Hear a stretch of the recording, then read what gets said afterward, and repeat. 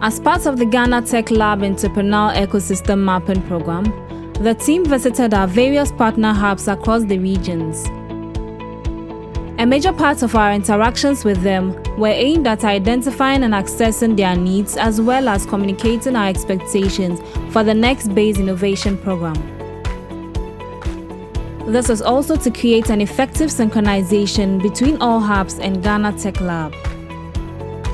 The team mainly had their conversations with the hub managers of respective hubs across the various regions. A lot of positive feedback was drawn. Gabriel Kwashi, the BASE team lead, explains further what transpired. So my name is Gabriel, the BASE Innovation Lead at Ghana Tech Lab.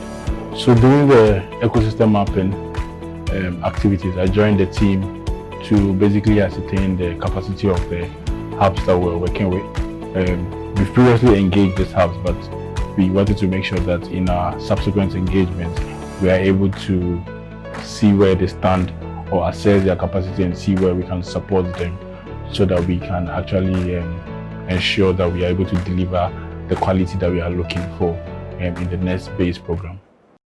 Hello, my name is Makati Magbati. I'm the co-founder and the director of Open Academy based in Tamale, the northern region. And this morning I would like to give you a tour of our space, our awesome space, and the great things we are doing with our partners in northern Ghana. Open Academy, and this part of the space is actually the front space, but we try to make it a multi-purpose space because it's a very creative space. We reduce the walls and we do a lot of things. So here is the main space. This is the front decks. You can see our front decks here where people check in, but it's very flexible. You don't need to do a lot of paperwork. You just check in and then go in here. But before we go there, I'd like to show you a little bit of this place. This place is a space we call the maker space. As you see, it's here. You can come and see it here. We have the maker space there. It's written here. We make good use of the time and the space we have. The little space we have, we make good use of it. So here is a maker space. The maker space is basically focused on a few things like IoT, Internet of Things, TVET, that's technical vocational activities, where you can find some things we do with e-waste to transform waste, electronic waste, into other usable or upcycle them. We also have, from here you can see some tools we have here. They are really, really nice tools. We have this that people can use. We have some hammers for guys to use it for work. We have all the necessary things needed. We have some drillers here for the guys who want to work. And then I'll show you this space. We try to have a data space as well. And also this space is really unique. Here is a data space.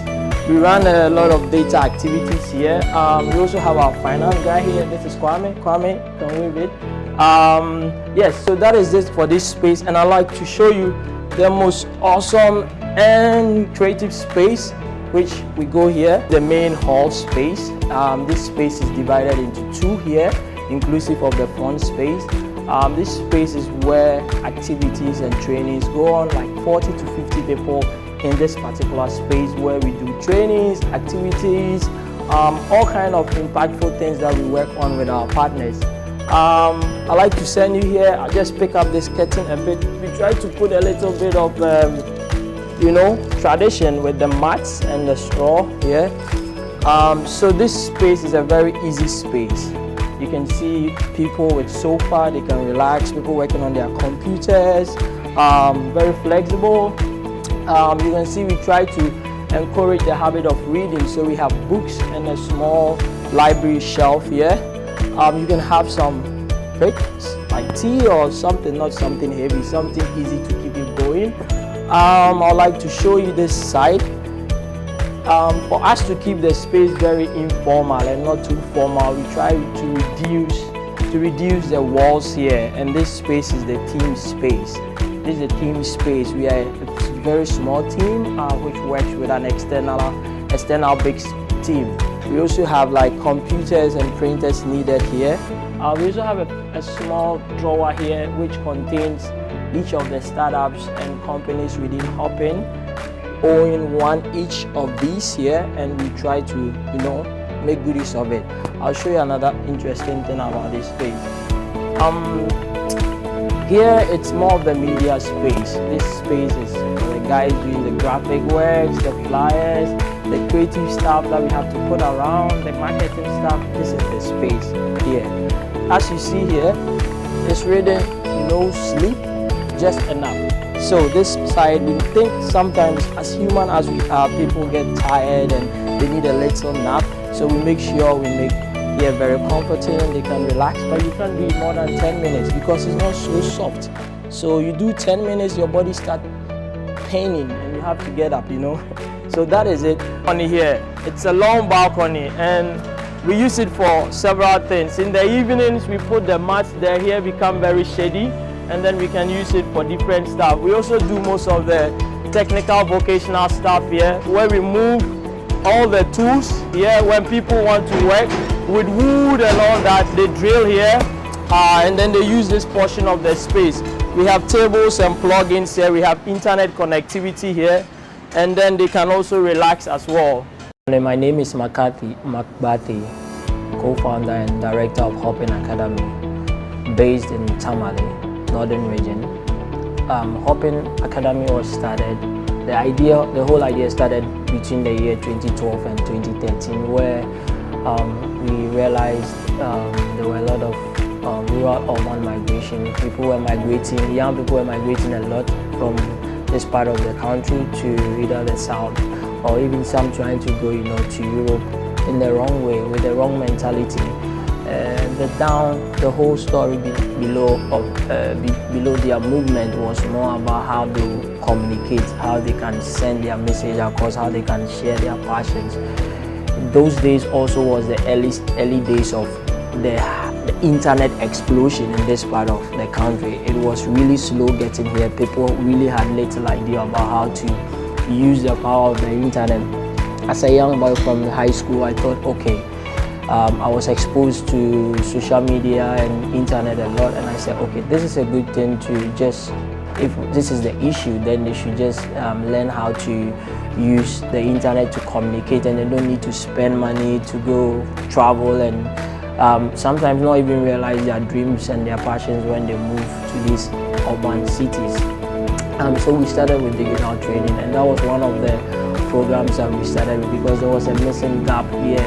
I realized when we started, there was a big gap between academia and industry, and most people came out of school, did not find their way in industry. Although there were jobs, sometimes the skills were transferred into the region. So we said we needed to start something somewhere, and that's where we started. We did a pilot and all that, and 2 years down the line, we started doing basic trainings on how young people can use blog, YouTube, storytelling to send their messages across. That was really, really beautiful. Rolling forward in 2014, whilst we were moving, we realized that most of these young people were becoming more enterprising, and this was really great because this part of the country has realized a huge challenge with centralization of activities, which almost everything happened in the big cities, and we really wanted to move on with things to be more decentralized. So what we did was to import the knowledge transfer of what has been happening in this capital cities of like running incubation programs for entrepreneurs and moving young people with passion and their dreams to incubation programs to be able to realize it. So we started an incubation program which between 2013 and now we've had almost 300 young people who have gone through our incubation program. We have out of it, we have 42 of them who are running their companies. Over 10,000 plus young people have gone through different variety of impact programs and skill programs to feed into the employers and industry demands, because we also realize that aside building businesses, we realized that Tamale needed more skill. The skill gap was missing. The trend of employer demand in terms of versatile young people who can use technology, digital activities, blending the traditional way of working was really high, and that skill was missing. So working with different partners with GTL, Ghana Tech Lab has been one in the past year on how we can be able to bring young people to have digital skills to feed into the industry need, and also how young people will be able to develop their technological solutions through Hoping Academy and its partners. Tamale, as you see in the northern region as a whole, is rich in agriculture, it's rich in pure cultural things. So what we realized was that the trend also in the value chain in agriculture activities and both into climate change and agriculture was really growing, and technology had to play a very big role.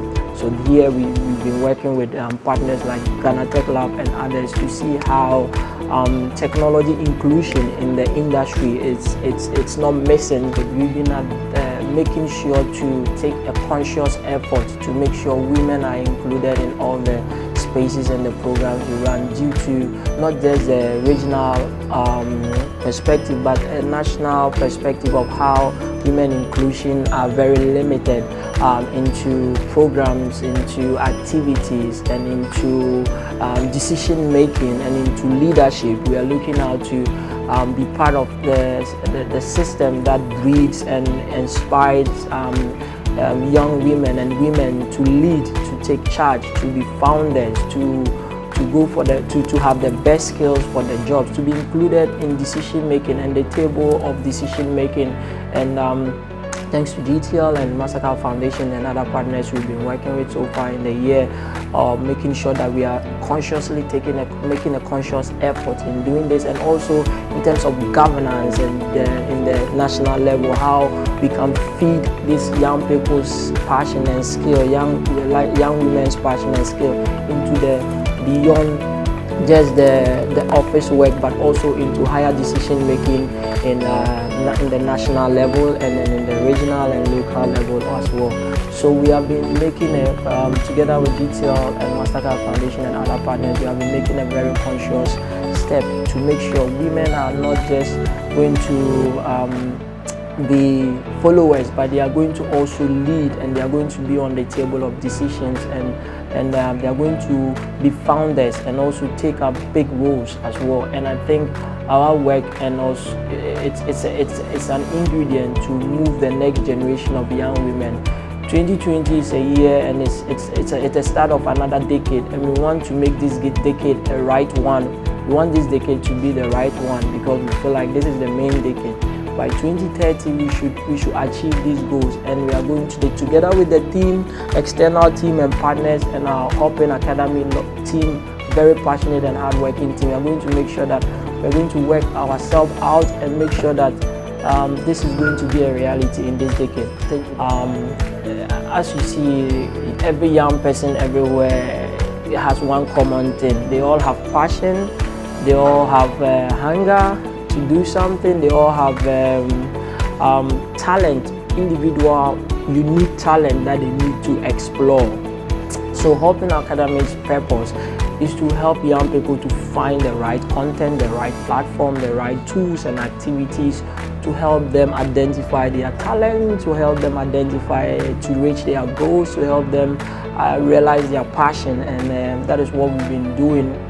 And thanks to Ghana Tech Lab as well in the past year, and now still going on. They've been working in partnership with us and the Mastercard Foundation to make this a reality, to make this really work, to decentralize impactful and life-changing activities that will move people from poverty and unemployment into a more realized and a more sustainable and ecosystem around Ghana and northern part of Ghana, northern region, and we are really happy to be involved in this. We are really happy to have tapped into this. We are really happy to have been identified by Ghana Tech Lab and Mastercard Foundation and all other partners that we work with to make this work in this part of the country a reality. And as you know, Tamale and the northern Ghana is a savanna region, and we have some unique stuff here. I'll first of all say we don't have traffic here, which is much easier for you to drive. It takes you 5 minutes from the house to the plane. they are very hospitable people. People really love to open up. Their culture here is beautiful.